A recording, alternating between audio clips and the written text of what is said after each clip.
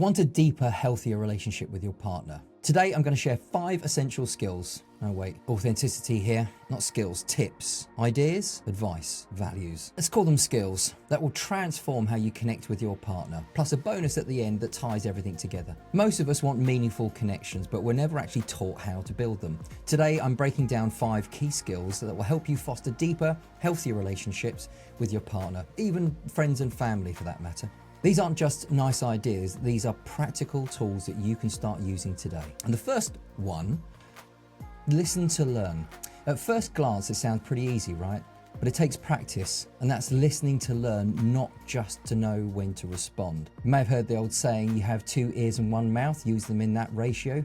But here's what it actually might look like in real life. You're talking with a friend, sharing something personal or important to you, and they immediately steer the conversation back to themselves. How does that make you feel? Dismissed, a little hurt, shut down. It's not nice, right? It left you feeling that you weren't appreciated or understood. This then stops you in your tracks, not comfortable to continue. You may end up feeling a little bit more lost or lonely than you did before you started your conversation. Here's how to become a better listener with your partner. First of all, clear your mind of what you want from the conversation. I mean, completely. It's not about you, right? Ask your partner, tell me what's going on for you. That's it. That's all you've got to do. Now allow them to speak.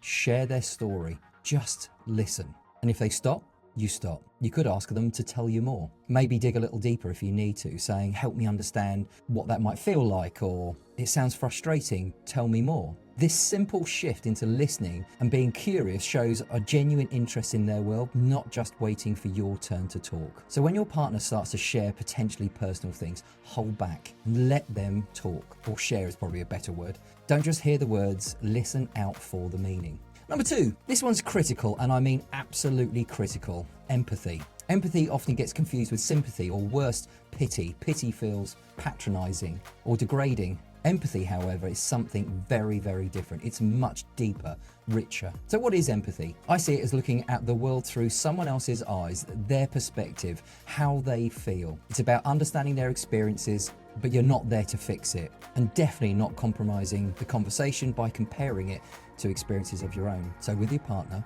talk with them, sit with their story, and try some of these phrases. This sounds hard. Thank you for sharing that with me. I know that wasn't easy. I can hear that this is difficult, challenging, or overwhelming.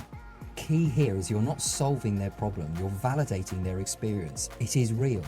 Now that's empathy. Empathy will make you more than just a better listener, it will make you a deeper thinker too. Number 3. Let's go to number 3. Unconditional positive regard. Create safety. Now this one's tricky, as you might need to hold back on what you're hearing that might affect you. It's about holding a space for that person, the person you care about, and creating safety for themselves. Accepting their difference without judgment, and I mean 0 judgment. When somebody feels misunderstood or judged, they shut down, right? Or react defensively. They feel unsafe to share anything important. Personally, I think it's an innate part of the human condition. I liken it to something that I call stroke and stab, that has a little bit of a measure of contempt too. And this may resonate for you. You're having a conversation with your partner, saying something kind, they immediately follow up with a criticism. It's great that you're trying to do better at work, but you just keep messing things up. You can't always put your finger on it at first, and it may be more subtle than that, but the minor criticism isn't safety, that's confusion. Instead, just hold the space. Let them be heard without the judgment of being critiqued. When your partner feels truly understood, accepted, valued, without judgment, they will flourish. Everyone does. It is one of the most uplifting feelings in the world, that I can feel safe being me. Number 4. Easier said than done, this one. Trust. Honor what's been shared. Think about the delicate nature of being vulnerable. It's a big deal, right? It can often make you feel unsafe. When your partner or friend even shares a deep fear or something important to them, they're potentially sharing a new version of themselves that you may not have seen before. Don't underestimate the gravity here. Now, this is the important bit. It's your responsibility to hold it. Honor that unspoken agreement to keep it safe. That is trust. You're not going to talk to anyone about what's being shared. So that's the rule. Keep it to yourself. Don't share it with other people. If you fail here, you let down your friend, partner, and yourself. So when you're talking with your partner or friend, respect what's being shared. This stays between us. For me, trust is a foundation. Without it, everything else just falls apart. Number 5, just checking.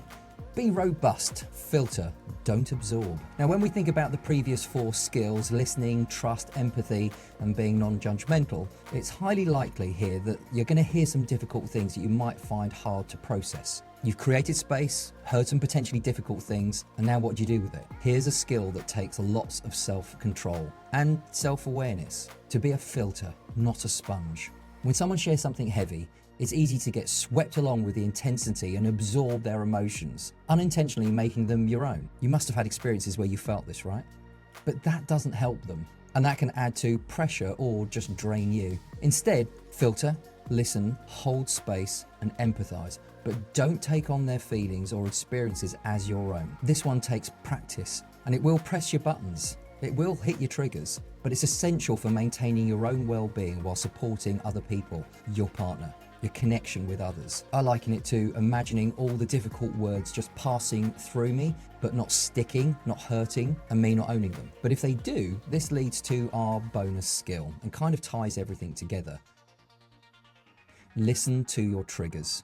Now, the triggers are just responses to your buttons. So the question is, what are your buttons? Why are they there? Often they're old relationship or childhood traumas, unmet needs, and coping strategies that might have worked for us when we were kids, but don't serve us as an adult. They're unknowingly blueprints for relationships showing up from a vulnerable space, desperate to get your voice heard and be understood. But here's the truth. If we work on ourselves first, we can have a better chance of feeling more self-esteem, being in control, less triggered, calm, thoughtful, and mindful of others. And we learn to say no in comfort. We start to exercise well-rehearsed boundaries and feelings without guilt or shame. We're starting to put ourselves first. And when we do this, we create a firmer, healthier space to foster more meaningful, robust relationships. They come from a place of self-worth and comfort, not needy, fearful, or anxiety. So that's kind of where the I before we comes from. Couples often say we need to look after each other, and whilst that's absolutely 100% true, it can often lead to unmet expectations. It's a trip hazard, it's inevitable, and it will always happen at some time or another. So, I prefer I'll look after me for you, and you look after you for me. So these 5 key skills, plus the bonus, will transform how you connect with the people that matter most. Start with 1, practice it, then add the next, and you'll be amazed in no time at all what difference it makes. If you want to dive deeper into building healthier relationships, check out our other episodes here. Thanks for watching. And if you made it to the end, do give us a like and subscribe.